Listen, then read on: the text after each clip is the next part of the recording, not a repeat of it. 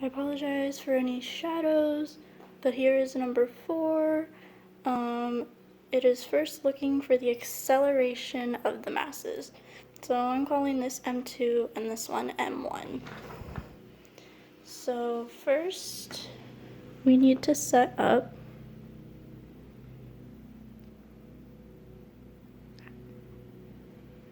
our Newton's law. And for mass 2, the forces that are on it are F of G and T. So we can go ahead and F of G is going to be bigger because that's what's going to be moving the whole system. So F of G will go first, and then it's going to be minus TR. It's going to be equal to M2A. And you can go ahead and move that around and get TR by itself. Okay, so then we can go ahead and do this for the other mass. So the forces acting on it are going to be the T, and then there's friction. So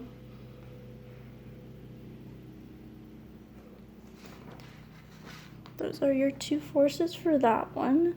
So your T minus Fk equal to M1A, and that's because the tension is going to be pulling the box, and then friction is opposing it. And you can go ahead and isolate for TL, and then can expand F of K to be mu K Fn, and you can expand that even more to mu K M1G, because your F of N is going to be equal to your F of G because it's not an incline or anything. Okay, so with that, you can set up torque, which is going to be equal to a force perpendicular to the radius, and also I alpha. Okay, so with that, we can do the forces that we have here and have those equal to I alpha. So you can go ahead and do TR minus TL times R equal to I omega, because your TR is going to be the stronger force because that's essentially what's moving the system. So then you can just go ahead and substitute that stuff in.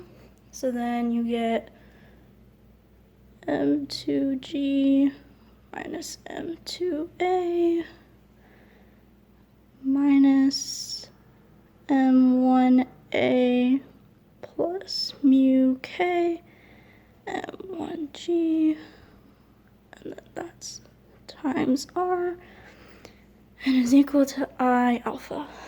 Okay, so now what you can do is you can actually make alpha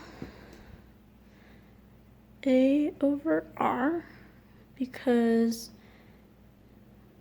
A equals R alpha, and so alpha would be equal to A over R.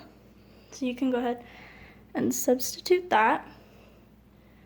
And then what you need to do is you need to make sure you distribute this negative sign. So then you get M2G minus M2A minus M1A minus mu K M1G, and that's all times R. And then you can go ahead and actually, they give you the moment of inertia, so you can just leave it as I A over R for now. Okay, so next what we can do is we can actually divide both sides by R. So then you get M2G minus M2A.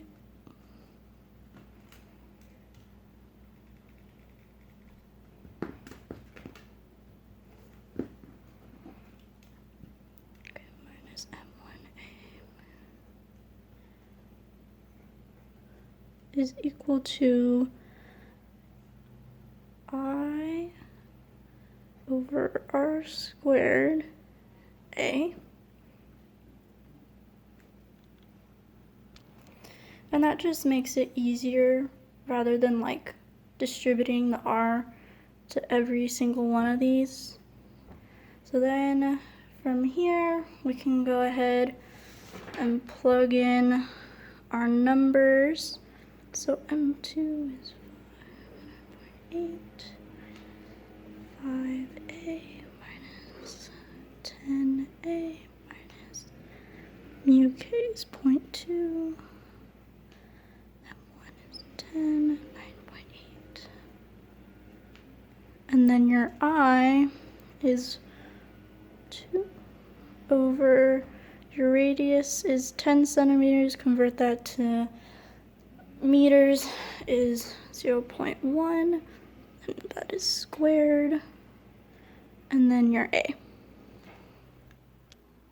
Okay, so now this is just simple calculator stuff.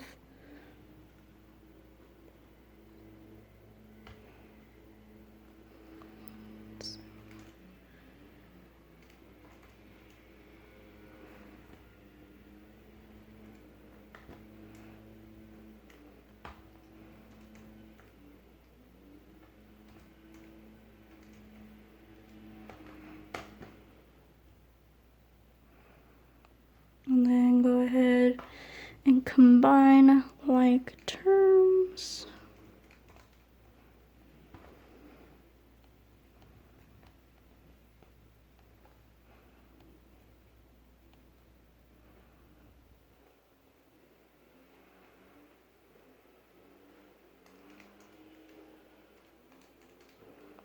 And go ahead and solve for A by dividing, and you get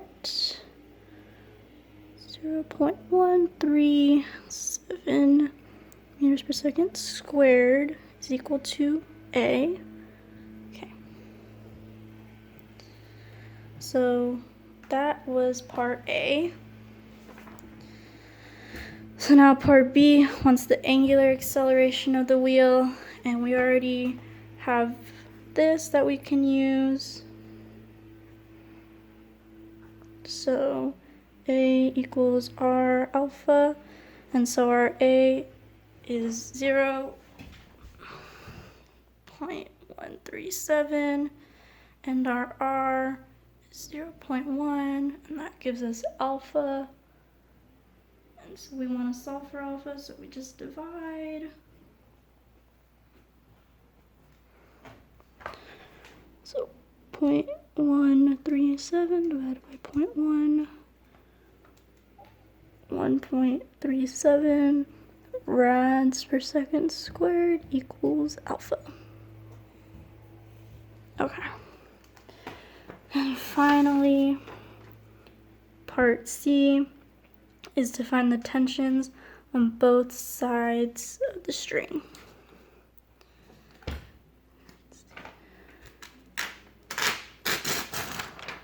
Okay, so part C wants the tensions on both sides. So we have T right is equal to M2G minus M2A.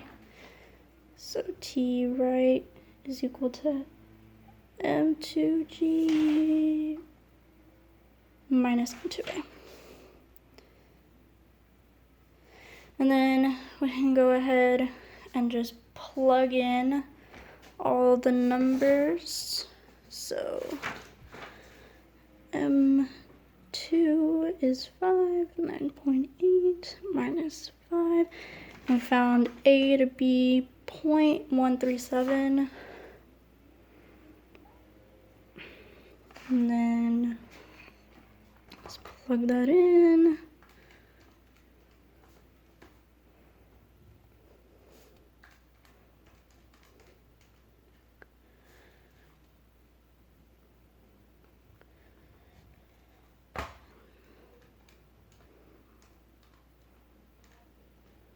.48.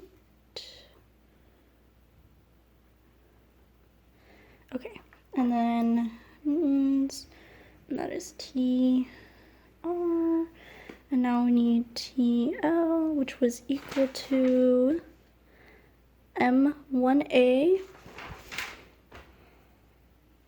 plus mu K M1G.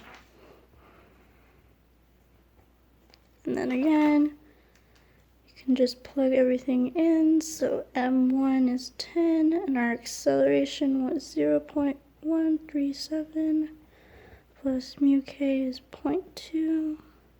Oops. 10, 9.8. And then plug that in. 10.